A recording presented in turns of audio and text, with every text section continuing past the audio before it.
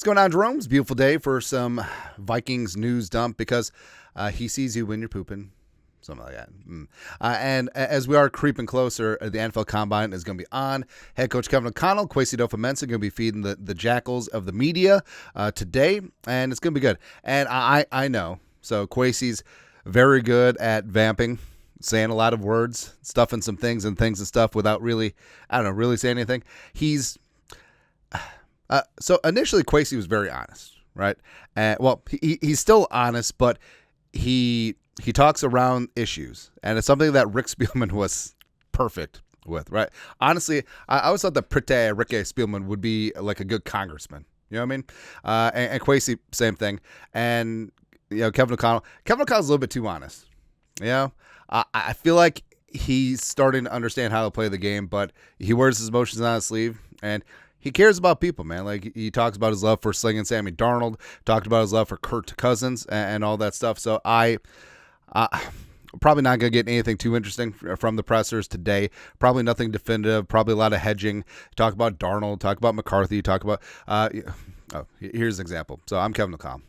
Yeah, Sam Darnold had a career year and in his football journey, and it's about loving him and resources and all of that stuff. And you saw what Sam Darnold can do, and wherever he plays football next year, he's going to be elite, and really love the time that we had with Sam Darnold. On the other hand, like J.J. McCarthy is going to be great in this league as well.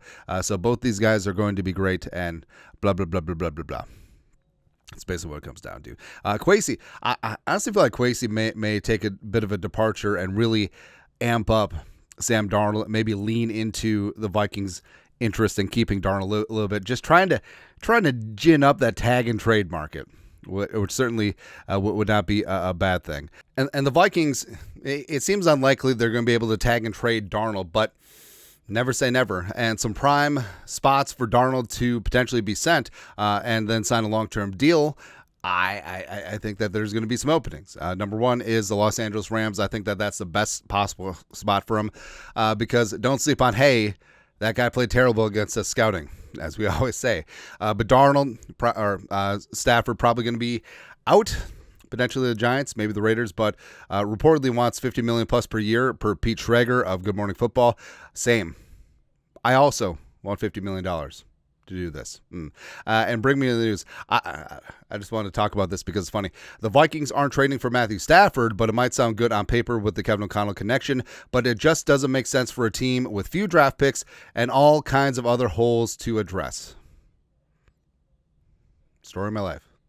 Yeah, but that does open things up for Darnold. Also, sticking in the NFC West, Geno Smith, so Geno was the beta test version of Baker Mayfield, who was the beta test version of Sam Darnold in terms of the mama I can change him type player. Geno in 2022 got paid in Seattle.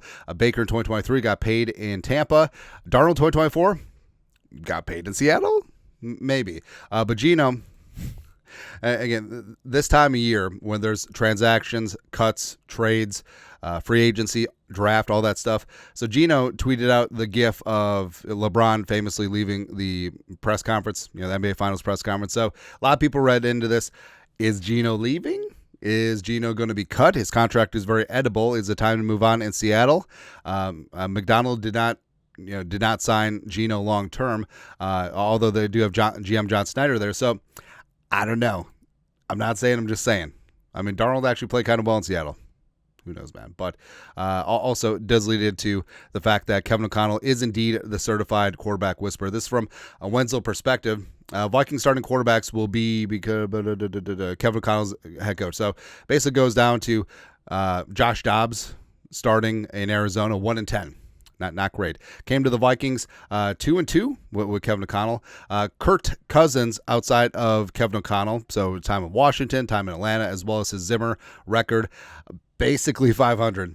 Just one game over 500, which is so amazing on brand for Kirk Cousins. It's hilarious. But with Kevin O'Connell, 17-8, including a 13-4 season in 2022.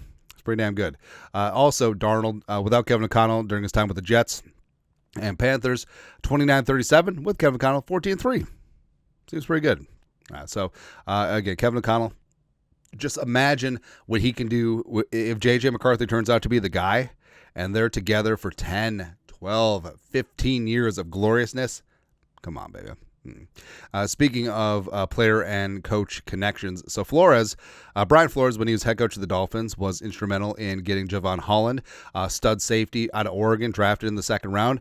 And, Javon Holland has had sort of up and down time on his rookie contract. So had a rough year this year, but so the entire Dolphins defense actually played extremely well the year before in the Fangio defense. And then even before that with Brian Flores, did really damn good. But versatile, ball hawk and safety, and he would be an upgrade in the Vikings secondary. And even though, as much as I love Cam Beasley Bynum, like Javon Holland is just a better player.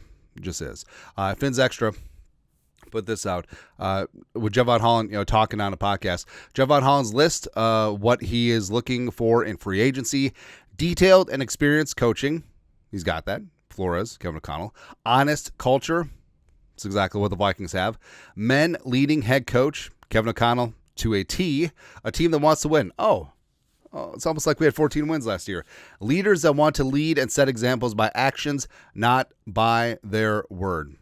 Sounds a lot like Harrison Smith, a guy who leads by example and actions. So I feel like everything is lining up for Holland to come in and replace Beasley, which is the money going to be about the same? It's possible. But given all the connections, Flores back for year 3, and also familiarity with the scheme, success in the scheme, and Holland's a hell of a player. Like, honestly, I would not mind at all if he's brought aboard the Vikings as a free agent. Also not minding if the Vikings bring back Aaron Jones as a free agent, if the money is right and if he understands what his role is going to be. He's not going to be a bell cow running back. He's going to be paired up likely with a rookie running back or two, and they go from there. Vikes fan page. There's mutual interest in Aaron Jones returning to the Vikings, but he will likely have to play on their terms, which could include less of a workload this season. Darren Doogie Wolfson mentioned on the Vikings Happy Hour podcast, quote, do they want him back? Absolutely they want him back, but at the same number he was making last year, I don't think so. Last year, Jones signed a 1-year, $7 million deal after coming across to the right side of the river.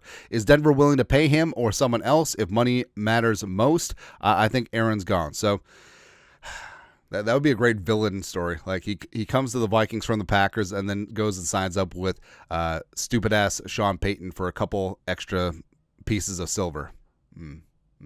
But if he's willing to come back, play on their terms, they want to lessen his workload, whatever his touches was in 2024, career high, that wouldn't be his touches in 2025. I think that Jones would be a great third down back, given his receiving prowess as well as his pass blocking ability. It definitely would take some wear and tear off of his body on early rushing downs. Also, just limiting him rushing in the middle does make sense as well. So I think that Aaron Jones, putting him with a power running back like Khalil Mullings from Michigan, Omarion Hampton from UNC, Devin Neal from Kansas, and just as your 1-2 punch, sprinkle in a little bit of speediness in there as well with like a Etienne or a Tuden. So I think that the juice is worth the squeeze with Jones, but especially at a reduced rate. And if he is like a third down back, $3.5, $4 million, maybe some incentives, I'm all in. I'm all in that with that, man. Also, so when it was reported, and most of the day we didn't know which team did it, but it was reported that a team had proposed to end the tush push, and I was just hoping and praying that it wasn't the Vikings, because that team is so soft, right?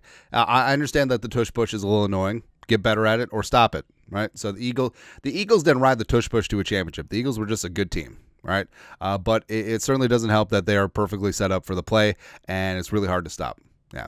But Dan Rossini, The Athletic, the greasy, grimy Green Bay Packers are the team that submitted a proposal to the NFL's competition committee to ban the tush push per sauces, which, I don't know. It seems like it's sour grapes, because they lost in the wild card, and Mark Murphy, their team president, defensive guy, who's even talking about just like, oh, I don't think it's football. No.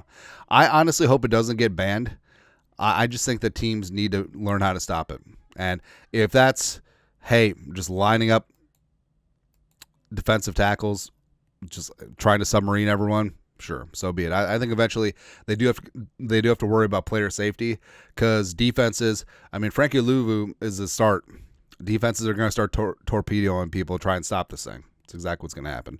Lastly, so if and when Sam Darnold leaves, Daniel Jones could also leave as well. You're going to be looking for a new backup quarterback for J.J. McCarthy as McCarthyism starts here in the great state of Minnesota.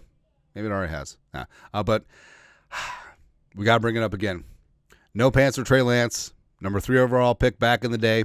Didn't work out with the 49ers. The pride of NDSU, the pride of Marshall, Minnesota. Woo, he's coming home to the place where he belongs.